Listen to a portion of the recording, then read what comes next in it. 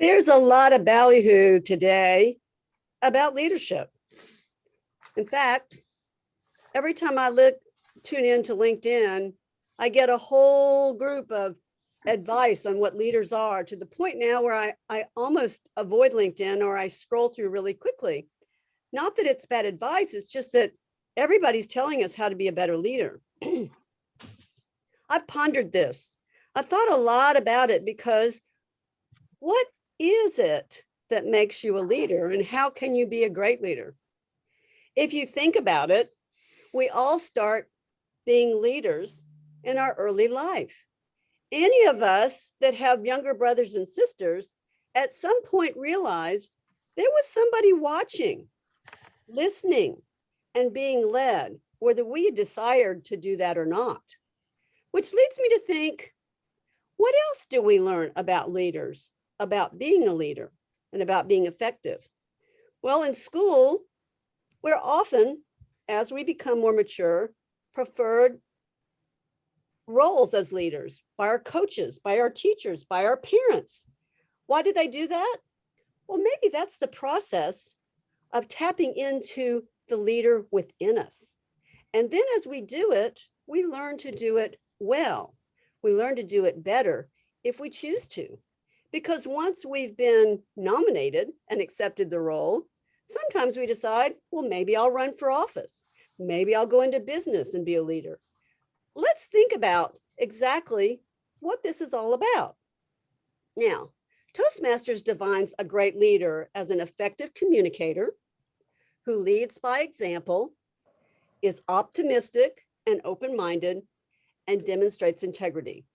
All great qualities. They're important, and Toastmasters, like all groups that teach leadership, do touch on those themes. But there are a lot of other underlying themes that make you that. For instance, my style is how I work. I like to coach other people, particularly as I've gotten older and have learned things by doing them wrong. I like sharing that with younger people who are starting out on their journey and are early on it and are willing to listen. I like setting clear goals. Those are really important, as well as the objectives that have to be met. And sometimes that's the same thing and sometimes it's not, but clear definition is important. I also demand high standards. I like things done right. I like them done on time, which is not always seen as a good thing by some people because they consider me bureaucratic and sometimes authoritative. Well, guess what? I am. There's no question about it. But I love exploring new ideas and I love building for the future. Now, I'd like to use a couple of examples of leadership in business. Well, actually, there are titles in business that I want to define, and then I want to use home examples to tell you what they mean to me. For instance, line managers are leaders. Everybody's heard of line managers. Now, the definition of a line manager is someone who has responsibility for specific people. It's their job to make sure those specific people get their jobs done. Now, leadership in my mind is a combination of inspiration and motivation. Inspiration in the line management job is not so easy because you've got to make sure each person does it. So motivation becomes really important.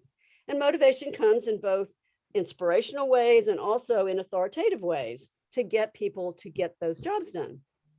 Let's take an example of a parent, for instance. A parent wants their kids to clean their rooms. How do you inspire a kid to clean their room? You can motivate them by cutting them off from something they like or nagging them. There's many things you can do, but sometimes a parent has to simply lead to get the job done because they're responsible for that child and each one in the family. Next, there are executive managers or leaders.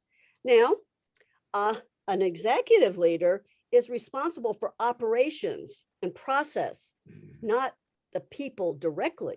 They have people to answer to them, but there are fewer.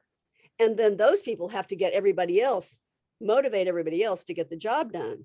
So the job at the executive level becomes more inspirational, creating the environment where people will want to work, taking care of problems that cause them trouble, getting things done at the higher level.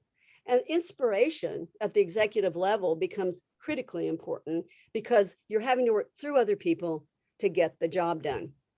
Let's take an example in the family. We're going to go on a vacation. And let's make it complicated. This vacation will be mom and dad, grandma, 2 kids that live in the home who are younger, and 2 kids that are from an extended family that are older, and they're each allowed to bring another person with them. Now that's going to be a crowd. And the vacation is going to be a camping trip in which a camper will sleep the 3 adults, but the kids have to sleep in tents outside. Man, it's going to take some inspiration to sell this one. You got to pick, mom and dad as the leaders have to pick a great place that the kids want to go. They got to organize everything to make sure they have everything they need. They're going to have to delegate some responsibilities for setting up tents and cleaning up and all the things that go along. And they're going to have to make sure that they do this so everybody has fun. Think about it. Planning, collaborating, and fun. That's how that will be a good vacation instead of a disaster. Now, in my career, I found that my favorite work has been in project management. Why? Because it's kind of like the camping trip. It has a definite beginning, a definite middle, and a definite end. And I love being able to plan in the beginning and put the team together and get them inspired to do what they need to do. I love execution where we follow our plan, but we have to deviate here and there to make sure the plan works and change things when things go wrong. And I love the celebration at the end. For me, my inner leadership is ignited by a great project that goes well. I want to be part of that team that won, and I want to see the happiness the other people feel when they win too. My question to you is, are we really all leaders? What ignites your inner leader? Madam Toastmaster. Thank you, Kay. Now, John,